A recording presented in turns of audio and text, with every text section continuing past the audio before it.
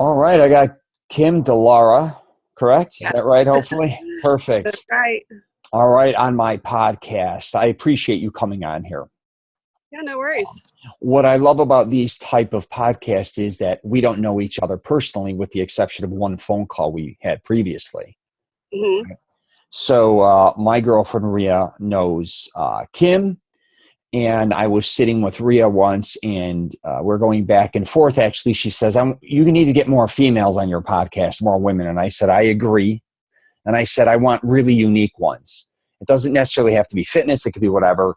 And I said, "So if you know of a few, let me know." And you were one of the first names that popped up. So I was really That's excited so about that. funny because I haven't seen her in so long. Yeah, she just said, "You've got to," and then she showed me, because you're not on Facebook with her, I don't think, or connected. She was showing me Instagram photos, which were blowing me away, and I love that. So I said, absolutely, let me connect with her. And I've only done like one other one where I didn't know somebody, and I interviewed them, and I, as well, the girl who lost 170 pounds, another friend of Rhea's. So Yeah, that was, Amber. yeah, Amber. So that was awesome too. So I really got a lot of views on that, and people seemed to like it. And I said, all right, let's do this again. And I'm doing it with you. So here we go. So you're actually the second triathlete that I've ever had on my podcast. A close friend of mine, and who was actually the lead in two of my films, was also a triathlete.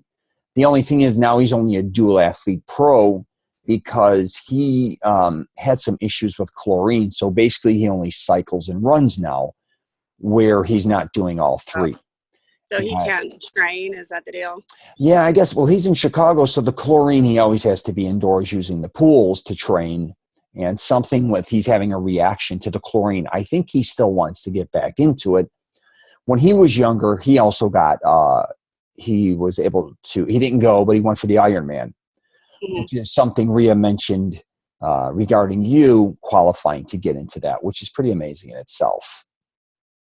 Well, Ironman is different.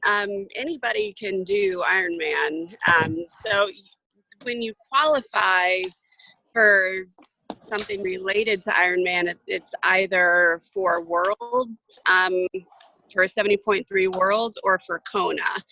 I only did a half. That's still And amazing. it was slow, but I crossed the finish line under my own power. So I didn't. I entered. I trained. I finished it. But I crossed the finish line upright and under my own power, so I consider that as success. I think that's a huge success.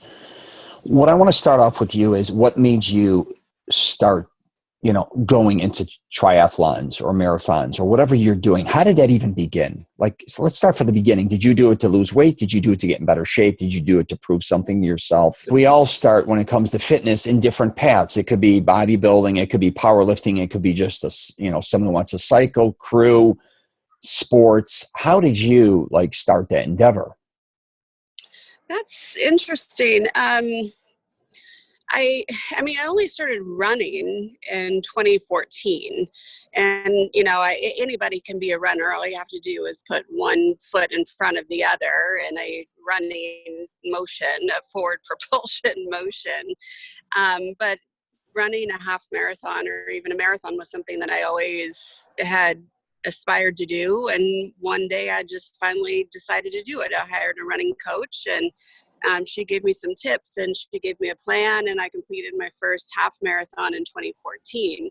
But I have a little brother, and he is 5 years younger than I am. And he did Ironman Louisville, which is a full Ironman, so 140.6 miles, swim, bike, and run. I wanted to join him at his first full here in Louisville, but I was traveling for work. I probably was with Rhea at some point. And then a year later, he did Ironman Mont Tremblant, and I decided to surprise him there. Hmm. So I got to be in the Ironman Village and see people racing and just be around the atmosphere. And the atmosphere is just absolutely electric. So it definitely piqued my interest. That was in 2015, I think. the following year in 2016, I realized that Ironman was doing a half, so 70.3 miles in Raleigh, North Carolina, where he lives. And I thought, well, how cool would that be if we could do it together? Mm-hmm. So the short answer to your story is, or to your question is, my brother inspired me. And he just is a beast, and he's so disciplined. And just being in the atmosphere and being there to cheer him on was so cool. I decided I wanted to be a part of it, and what better way to do that than to do a race with him. That's That's right. it. Yeah. Yeah. So you just basically, from the sounds of it, started this like 6 years ago, right? Like Yeah, really? yeah. I'm running in 2014, and then the Half Ironman was in 2016. Were you an athlete previous to that, or did you just decide at this point in your life that that's what you wanted to do? Well, I was never a runner previous to this. I still, anybody who runs can call themselves a runner. Mm-hmm. I'm not a good runner. I'm very, very slow.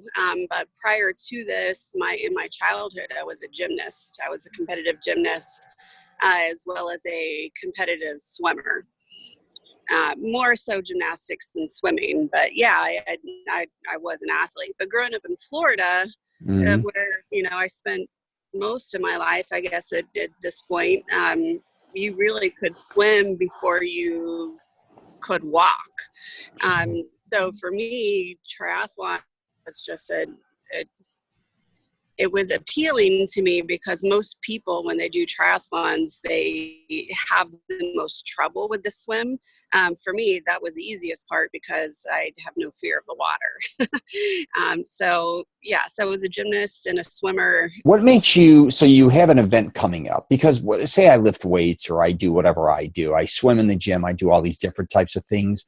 It's more or less to stay in shape, look decent and feel good, right? There's a simplicity to it. You kind of go through an excruciating, putting yourself through a lot when you're doing these triathlons, even running those amounts, that length. What pushes you from one event to the next? Are you competing with yourself? Are you competing with your brother? Are you competing with others? Or is it just something you just feel like you need to do? I would have to say to the challenge. I never compete with my brother because he's in a totally different league. He is twice as fast as I am. But for me, I'm always competing against myself. I like a challenge. I tell people that I'm the world's worst triathlete. I'm the back of the packer. So, I'm usually one of the slowest out there, but I have an intense fear of failure. So I would have to say that if I sign up for something, the fear of not crossing the finish line or not living up to my own expectations is what drives me.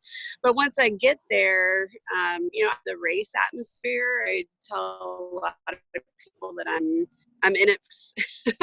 It's just such an awesome community. It doesn't matter if you know the person or not. You get out there and you support people and you cheer them on. I love the atmosphere. So I would say that being addicted to the challenge, not wanting to fail and just enjoying being around the triathlon community is what keeps me going.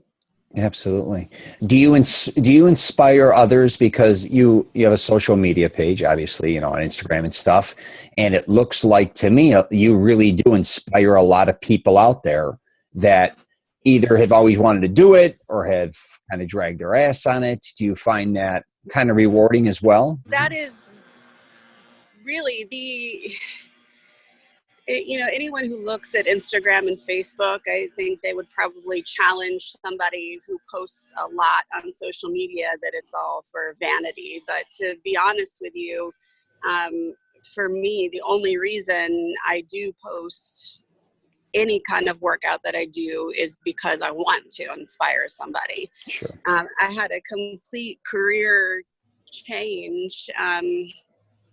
I'm going to school so I can change careers from when I worked with Bria before. I do want to help people. I want to help people feel better and move better and live more fully and thrive. And so the only reason why I post what I do in terms of exercising and training for myself is so I inspire people. And people say that it does inspire them. So I keep posting. Absolutely. And I just figure if someone doesn't want to see it, they can just scroll right on by. It doesn't hurt me a bit. Yeah, and like everyone has a different workout routine or how they get prepared for their shows. Can you give me an idea of someone like yourself, how you're preparing for these, the triathlons, or how you're like, I've never done one, and I know a lot of people that do. Do you spend, like, say, for instance, 2 hours running, X amount cycling, X amount swimming per day, or do you break it up in, like, I run Monday, Wednesday, Friday, I swim Tuesday, Thursday, weekends I cycle? How does your workout routine how's it develop? How did you create it? Well, I haven't done a half Ironman since 2016. All of the triathlons I've done since then have been sprints, and then I sprint distance, which is much, much shorter, about a quarter of a half Ironman, I guess. So my training for sprints looks very different from a half. So if you go back to the half, I would... if I was training on the bike, I'd spend 4 hours on the bike riding, either on the trainer or outside.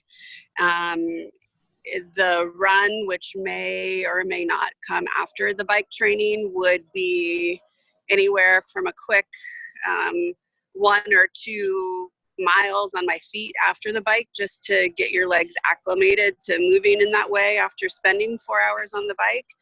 Or it could be an hour or 2 hours. Sure. So training for a half Ironman is very different than training for a sprint. I'm not as disciplined when it comes to training for a sprint, but I was more disciplined, very disciplined actually, about following a plan when I trained for the Olympic distance in Chicago. So that would entail an hour in the pool, followed by a 30-minute run, or 2 hours on the bike, followed by an hour run. Or maybe it would just be one discipline a day, but but sprints don't require as much discipline. But I have many friends who, all the races right now are canceled, but they were training for full Ironman distances, and they would spend 6 hours on the bike and then get right off and finish their brick workout by running for an hour and a half or 2 hours. Sure. So there are varying levels of discipline and of training. Now, it's interesting because I guess this doesn't really apply to your question about the training, but you asked about inspiring people, and I wanted to say this.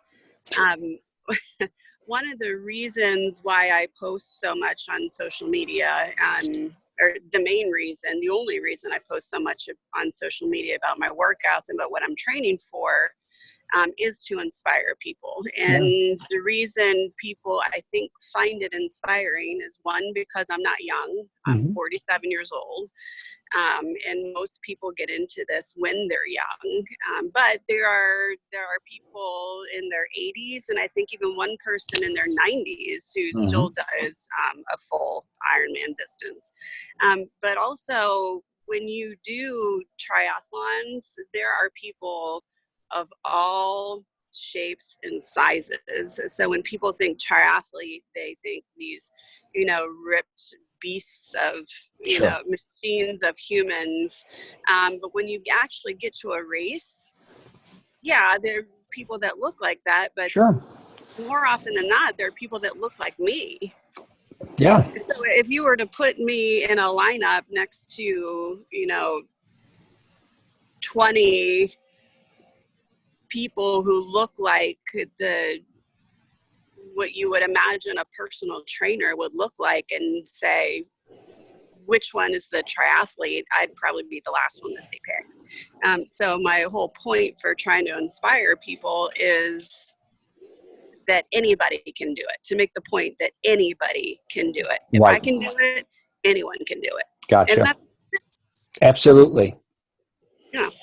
Do you plan on being a trainer, or are you training people now, or is that something you plan to get into in the future?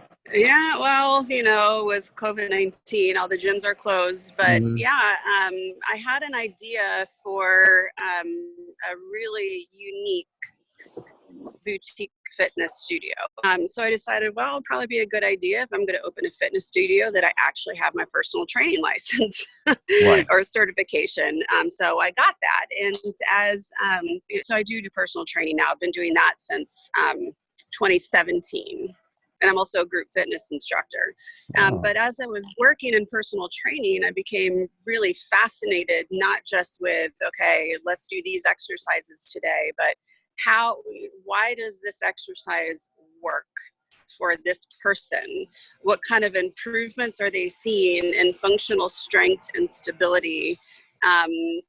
How are some of these exercises helping maybe a post-rehabilitative person continue to move towards better strength and movement, and just became fascinated by the kinetics, the kinesiology of all of it. And so I decided, well, this might be worth pursuing. Well, back in 2018, I usually get sick once a year, and this year I came down with a wicked flu. And as I'm healing from illnesses like that, I cough a lot. Well, I coughed so hard that I pulled an intercostal muscle and cracked a rib. Holy cow. Yeah. And it just so happened to have been signed up, or was signed up for a half marathon just a week later. So this is a roundabout answer to your question, but here in Louisville, we've got a really awesome triathlon community. And one of the sponsors of this club that I'm a part of is a physical therapy office. And I've gotten to know them pretty well. So as I was going to the expo for this half marathon, I stopped by their booth and said, hey guys, by the way, I've done this. Is there anything that I can do, any taping that can be done to get me through this half marathon tomorrow? Oh, and by the way, how do I get to do what you do? So they said, nope, can't. You just run through the pain, or you pull out of the race. And the answer to your second question is, you can be a physical therapist by going to school for 6 years and being in debt up to your eyeballs, or you can get a 2-year associate's degree as a physical therapist assistant, not be in debt up to your eyeballs, and actually have more hands-on with the patients than the physical therapists do. And I said, that sounds like that's for me. Right. So I shadowed a couple folks at Pro Rehab here in Louisville, and they're just amazing, just wise, kind, amazing people at what they do. And I think 3 weeks after I shadowed them, I quit my job. Really? I went back to school. So yes, I do personal training. That led into an interest in physical therapy, which led to leaving a 13-year career. Pardon the noise, the lawnmower is going by. So it led to leaving a 13-year career to go to school to pursue a degree as a physical therapist assistant. Gotcha. My story. Yeah.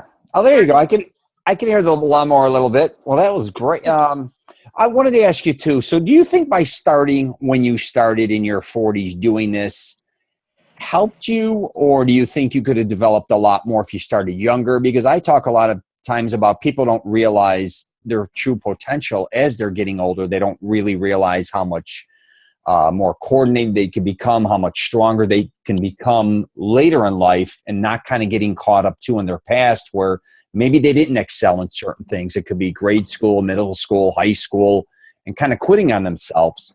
But people like in their 30s or 40s don't really understand that they haven't discovered their true, I'm not saying calling, but when it comes to working out or fitness, that they really can excel a lot more than they ever dreamt. Were you kind of like that, even though you played sports in your past, but did you find later you really were excelling?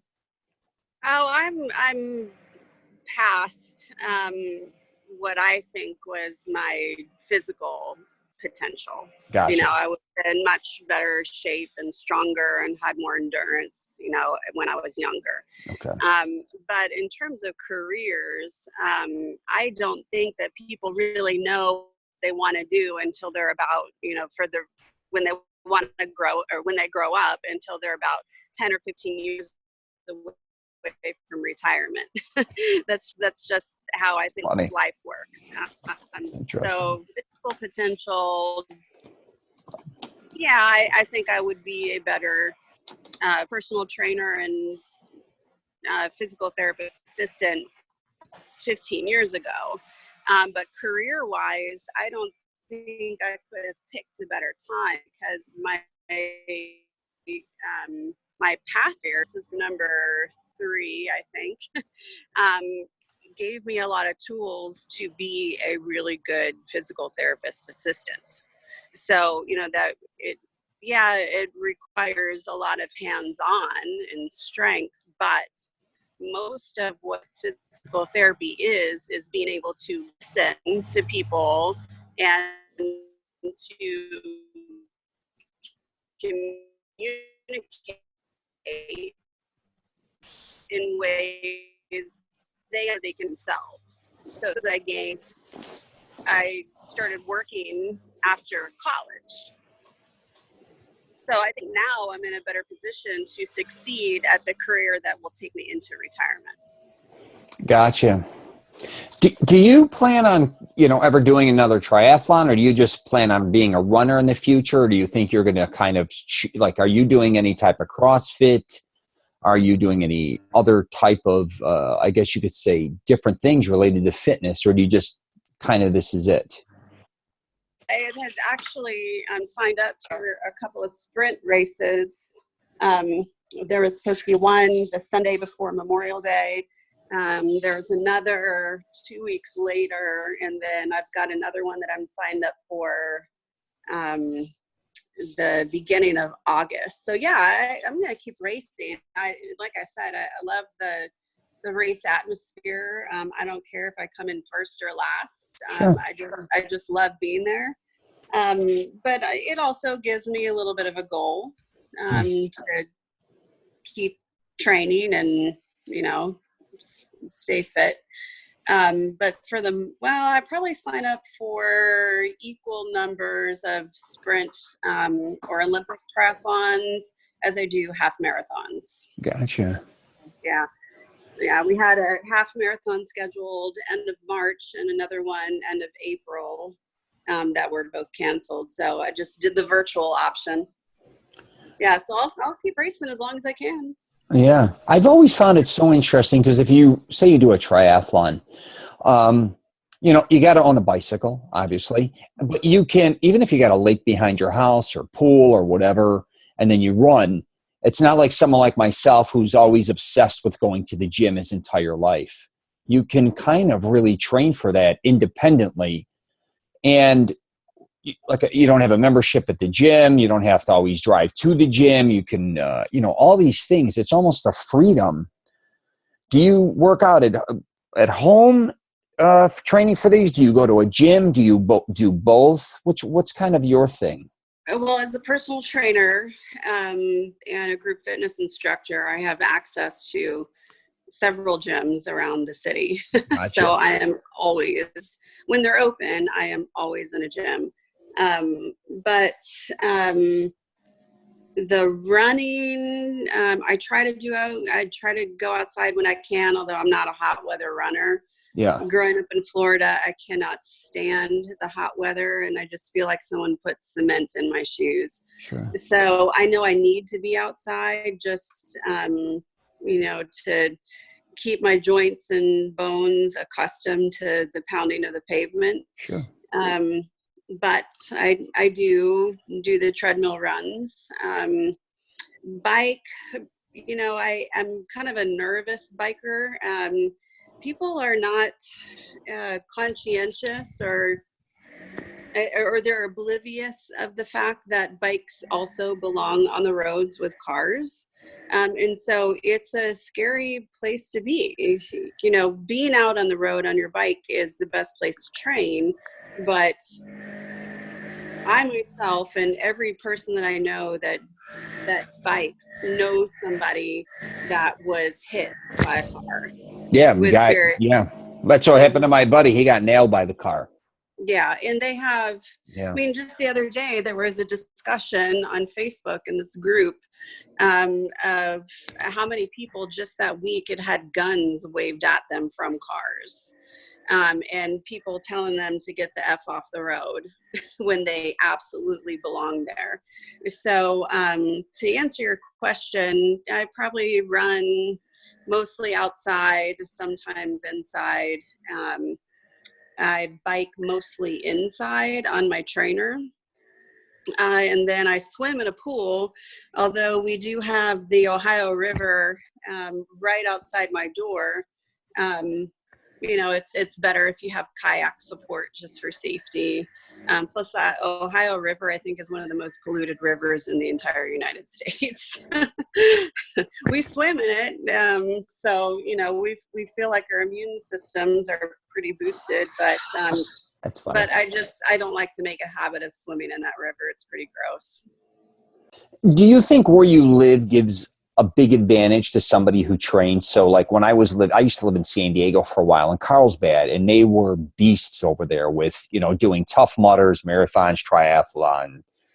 Everything was kind of there for them. And I know Florida, you got humidity and stuff, but California with the hills, it seems like it was really set up for people to cycle, run, swimming in the ocean. I mean, you're doing yoga on the beach. It's all really so fitness orientated. It's a lifestyle, like legit, like I've never seen before living in Southern California. Even though Florida likes fitness and stuff, but like I said, a lot of times in Florida, they run a lot of times early in the mornings because they try to avoid the heat or whatever the case may be. So now you're in Kentucky and you've lived in Florida. Do you think where you live gives you a big benefit or a boost compared to like if you lived in, say, South Dakota hypothetically, or even New York, where you don't have maybe all the things that somewhere like California, Texas, Florida, as far as, not having to deal with weather conditions, extreme, the East Coast, the Midwest? Mm-hmm. Well, swimming, no, because the open water options are pretty polluted. And then we don't seem to have a lot of pool options. And the one kind of public pool that we do have is often threatened with their funding being pulled.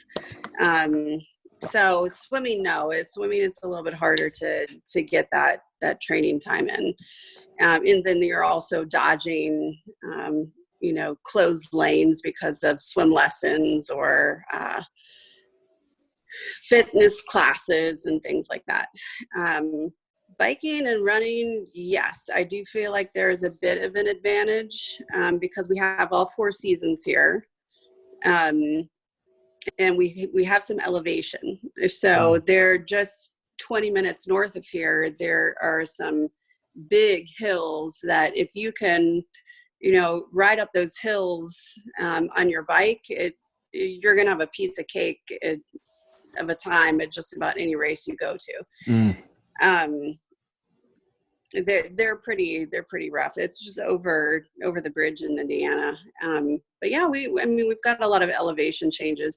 The only thing that I would say, if you were to do a race that was in a town where the entire town was elevated, so like Boulder, for example, you would really have to spend a lot of time in that town acclimating to the higher elevation. We just don't have that. We're basically sea level.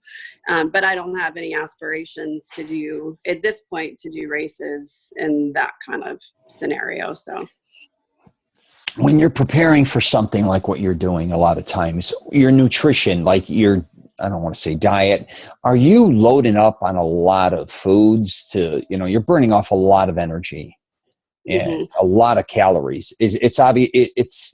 It's kind of like a lot of people want to, I think, lose weight and get in shape. But then when you're doing something like you're doing, what type of calories are you intaking? What do you, is it cost a lot of money to keep up with, you know, even doing that? Cause you're going to be eating a lot more, maybe supplements, like, you know, I don't think a lot of people think about that when maybe they're considering training for a marathon or a triathlon.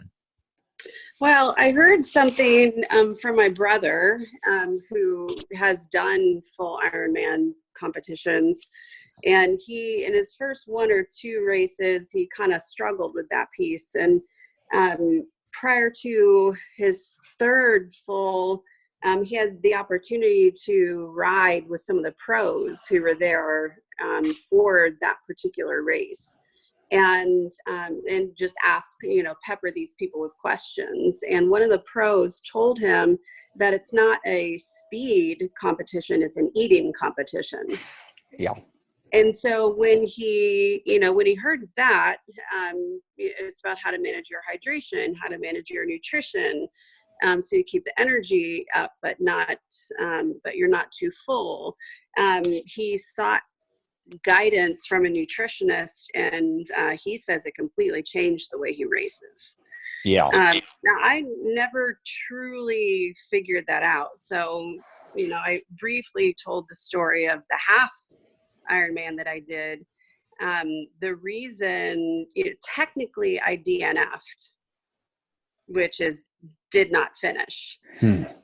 I actually finished. I crossed the finish line upright under my own power. But I was 6 minutes and 24 seconds past the cutoff. And the reason for that is because my back, after the bike, my back locked up. I finished in the shape of a C. I was almost completely bent. Like this side. Yeah. You're kind of running. I got you. I got you. It was so painful. And I really think that part of that was due to hydration levels. Now that winter, so that race was in June of 2016. I started my training in January. And that winter was exceptionally cold. So almost all of my training was indoors. The running, the biking. Gotcha. And unfortunately, that June that I did the Half Ironman in Raleigh, it was one of their hottest summers or Junes in recent history. So I went from cold to really, really hot. And so I think one of the reasons why my back locked up is because I was dehydrated. Wow. Yeah. Yeah. So to answer your question, I when that pro told my brother that it's more of an eating competition, I absolutely feel that that's the case. But I haven't really been in a position of having to do something like hire a nutritionist, because I've only done sprints and Olympic distances since then. Gotcha. So yeah, you take a couple gels with you. You take advantage of the water stations. You bring water bottles on the bike, you know, but sure. It's not, I don't have to pack 3 peanut butter and jelly sandwiches in my bento box on my bike. But when you increase your training, like if it's not nailed down, it is not safe. Right. Because you just get ravenous. Gotcha. Yeah, Yeah. I'm in my 50s now. You're in your 40s, and I'm always talking about working out. You really want to prevent injuries, obviously, more than anything. I tell people that all the time. There's a big difference between pushing yourself at a certain age to get certain results, which are wonderful, and then there's other times where you're pushing yourself, where you're injuring yourself. You kind of got to pay attention to that. In your case, I spend a lot of time. A third of my workout is warming up. Just because I've been lifting weights or working out my entire life. So it literally takes me a third, which is probably about 30 minutes for me to really get in the groove, to get going, to get to where I want to start. In your case, now that you're in your 40s, when you're doing a show, are you spending a lot of time warming up before you do that show? Or are you warming up even before you start to train? Or are you still kind of automatic with that? I don't really know how to answer that. As a personal trainer, and now as a student studying to be a physical therapist assistant, I know the importance of warming up for sure. The analogy that I give to my clients who don't want to spend the time warming up is, have you ever tried to roll out cold dough? Yeah, It doesn't work. right. Your muscles are the same unless they're pliable and warm and supple. You're really susceptible to injury. It's a non-negotiable. You just have to do it. I make sure that if I know it's going to be a harder run, if I'm really going to try to push the pace or push the power past my usual baseline, I'll spend more time warming up. But at this point, if I'm just going out for a run, my pace is so slow anyways that maybe I'll spend 3 minutes walking, but then I'll just hit it. Right. So. When you're getting ready to train for a marathon, triathlon, whatever the case may be, your off days now, do you just not take a day off getting prepared for that? Or do you have days you're off getting massages, jacuzzi, sauna? How's your off days regarding when you're training compared to your on days? Um, don't really have many off days. But when I do take them, I really take an off day. But I feel like I do so much cross training. So I'm a group fitness instructor, and one of the formats that I teach the most, especially right now, is bar 3. So I'm a bar 3 instructor, and I just find that to be so complementary to the training that I do, Mm-hmm. that when I do bar 3, not that it's easy, because it's not easy by any stretch of the imagination, but we do preach the importance of modification, really listening to your body and modifying in a way that works for you that day, even if you needed something different the day before, that I find it to be very restorative. So I get a great workout. It's strength, it's cardio, it's mindfulness, but I can adjust it in a way that I'm still getting exercise, but in a way that makes me ready to go run the next day. So I guess to answer your question, if I really listening to my body and I feel like I need a true off day, I'll just sit on my butt and not feel bad about it. Right. But most of the time you can find me doing bar 3 in my off days, because I can modify to what I need and not sit on my butt. Sure. So Have you done any Tough Mudders or anything like that? I have, yeah. I did a Spartan race. Oh, okay. Um, Yeah. Gosh, when was that? 2017 or 18, I think. Those are cool. I love those. Yeah, They're my cousin loves those. He tried to convince me to do one when I was in Carlsbad. He went and did one. I'll be honest, I don't like getting dirty, and I just don't think I was in the condition to do what they were doing. But tell me a little bit about those, because I know a lot of people love those. But he even was talking about all besides getting in mud and climbing and doing. You don't have to even run through the whole thing. A lot of people even walk through them. Correct? yeah. Well, they say that if you choose not to do an obstacle, you have to do 10 burpees or something like Okay. that. So yeah, I did a lot of burpees. Um, but there's the water features of the Spartan races, and that's my element. Right. At one point you have to swim merged in this mud hole, under Mm. muddy water, underneath this wall, and then go through this tiny little tunnel, and then come out the other side. So that for me, I was like, yes, this is perfect. And then you wade, like we run, knee deep through this creek, and that part was awesome. But for me, I was still working at Sephora at the time, and I'm not a super girly girl, so getting muddy and sweaty, and that fine. That Right. But it's funny because all of my bags that I use for my gear for triathlon or at the Spartan race are like cosmetic company bags, tote bags. So I show up at the Spartan race was at Fort Knox, like Fort Knox. Yeah. The Fort Knox. And I'm thinking there's gonna be a bunch of people like me, just middle-aged men and women, going out there getting dirty. No, most of the people that were out there were cadets at Fort Knox. Wow.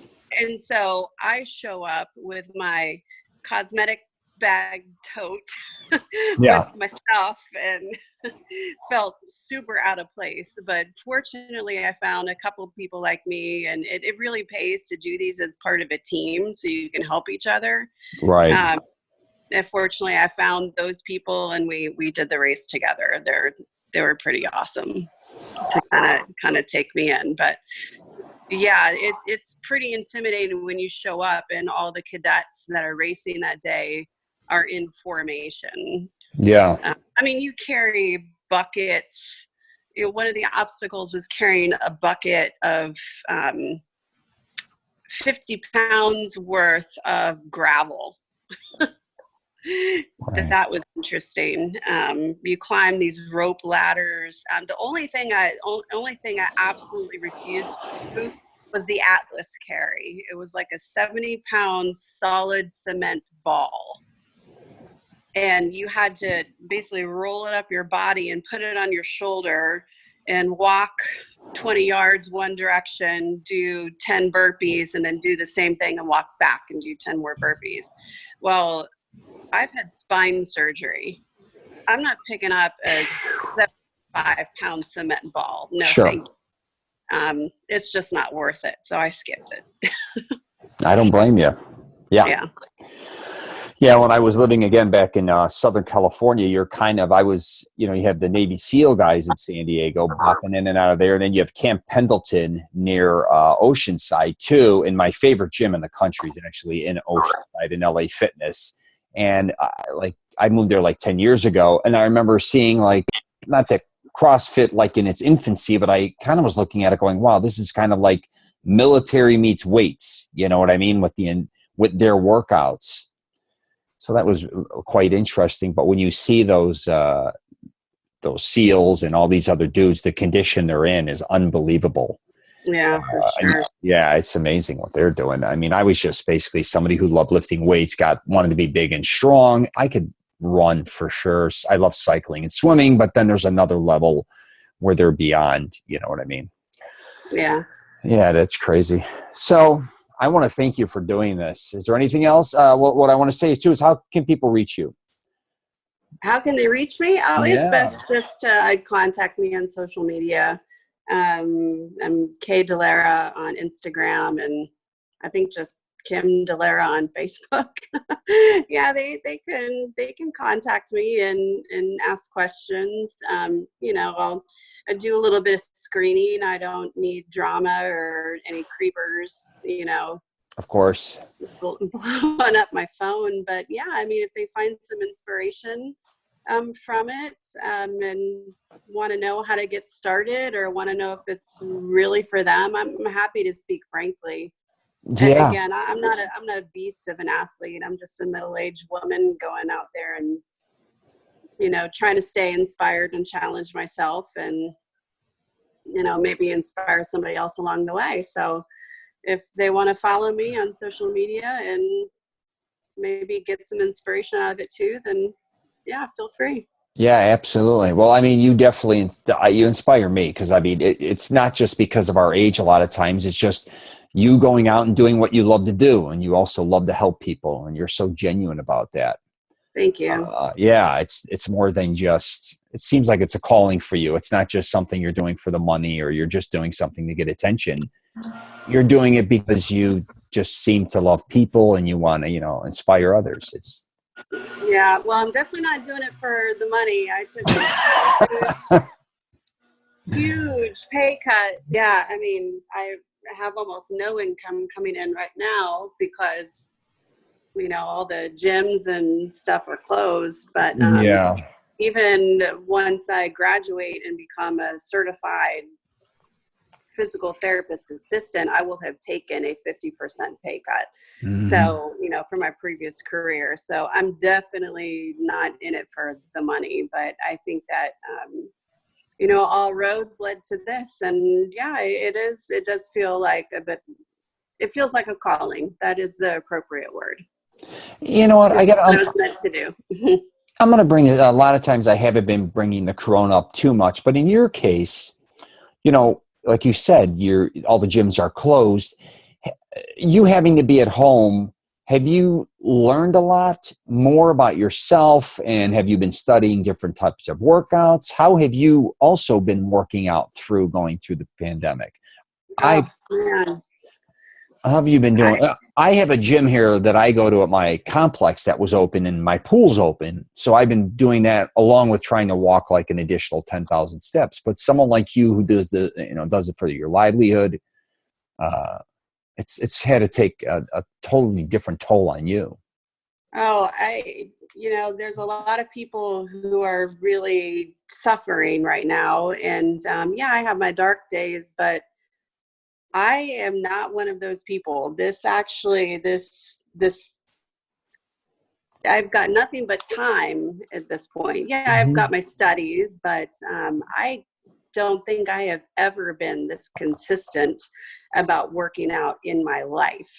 Even when I was training for the Half Ironman. Mm-hmm. I mean, I've got time and the weather has been gorgeous. So I'll study and then, I'll go out for a run and then I'll come back and I'll study for some more, and then I'll get on my bike trainer. And this has been great for me for training. I have guilt that there are a lot of people who, they're frontline workers and they don't have that mental and that physical escape. But for me personally, it actually has worked out quite well. Yeah.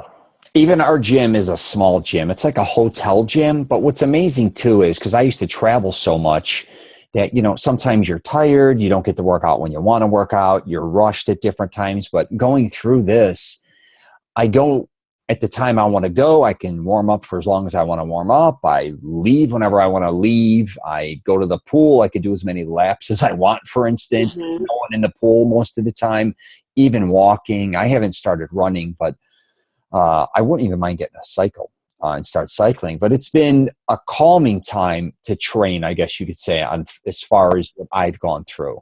And also, when I've been discussing this in my YouTube videos, not podcast, this is sometimes the time to realize it's time to learn a lot about. If you wanted to learn about nutrition, do it now. You wanted to learn about becoming, a marathon runner, whatever the case may be. There's so much information where before we kind of got caught in a rut, just doing the same types of workouts over and over again, where, there's things out there we may go out and try and enjoy more than what we're even doing now, but you got to learn about it a little bit or see what's Yeah. out there, I guess. So.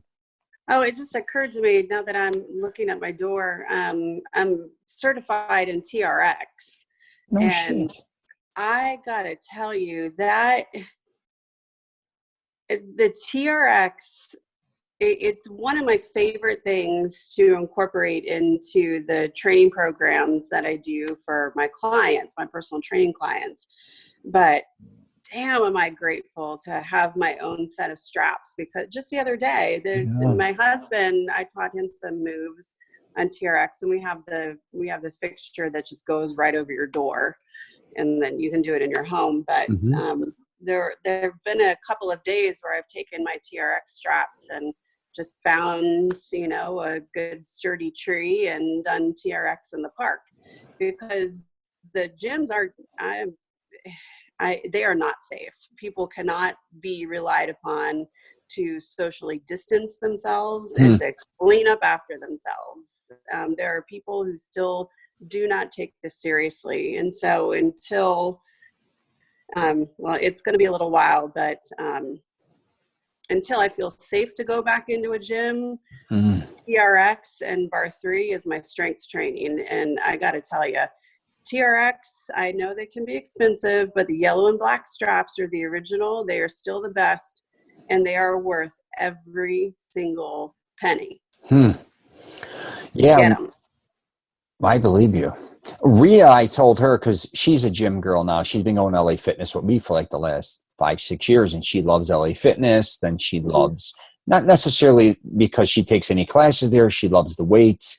She loves the sauna. I think she likes the atmosphere.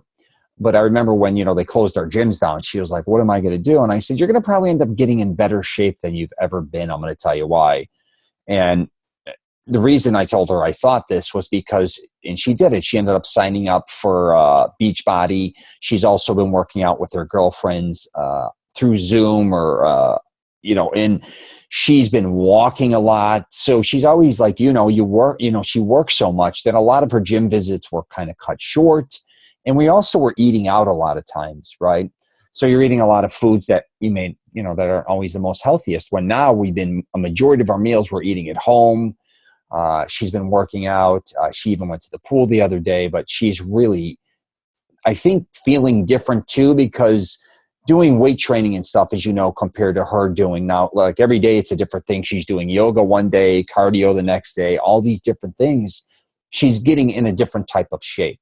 And I think she really likes that. And during this pandemic, I think people had to decide, you want to get in better shape, worse shape, do you want to stay in the same shape? It was all up to you. You kind of get exposed. You don't always need a gym to get in shape or stay in shape. Yeah. Well, the one good thing from the social distancing or the quarantines is fitness has never been more accessible. Absolutely. Honestly, if there was ever something that you wanted to try, but were intimidated by going into the gym and, thinking that people were looking at you or judging you, now is the time to try it, because there are so many free live streaming opportunities. Just try something new in the safety of your own home. So in my opinion, I've mentioned this to a couple of people, for the fitness industry, well, yeah, gyms are closed right now, but this is the time to really show potential new clients what you've got, because people are hungry for it. But yeah, fitness has never been more accessible. You think you could train your training for, say, at home? I could, but number one, I don't have the time to do it for free. And number two, because I like to keep everything on the right side of the law. So my personal training right now is done through the YMCA. I love it. They're not allowing, virtual personal training sessions right now. So yeah, I technically could train people online and take money for it, but I'm not a licensed business owner in the state of Kentucky. Gotcha. So yeah, I could take money under the table, but I'm not going to do that. So, Right. so the answer to your question is, yeah, I could, but right now there's not a way to do that legally. Gotcha. Yeah. Oh, see what I mean? You're inspiring others to be legit on many different levels. Yeah, Not just in training, but living a nice, clean, healthy life. That's wonderful. Yeah. All right, Kim, that's all I got for you today, man. We got to do a follow-up one day. Maybe you and your brother, if you want, or if you ever want to come on the show, I'd love to have him. Oh, I can send you his contact information. I'm a family person. You know, I love my family. I'm especially close to my brother, and he's so inspiring. That's wonderful. He's always inspired me, and he's just an all around good guy. So yeah, I can send you his contact information. And yeah, he's got 2 little ones, and he's working right now, so he may or may not have time for it. I'm not sure, but yeah, if he can talk to you, he's really an awesome person. Yeah, what I'll do, and I'm gonna have to get a lot of information for you for for the subject matter that I'm gonna post on YouTube and my podcast, because I don't want to screw anything up, and I want to make sure we get everything right with you. When I upload yours, maybe he could check it out and see what he thinks about it, and then we'll do something with him. Sure. All right, thank you again. My pleasure. All right, take care and stay safe, please. Thanks, you too, Rich. Take care. Take care.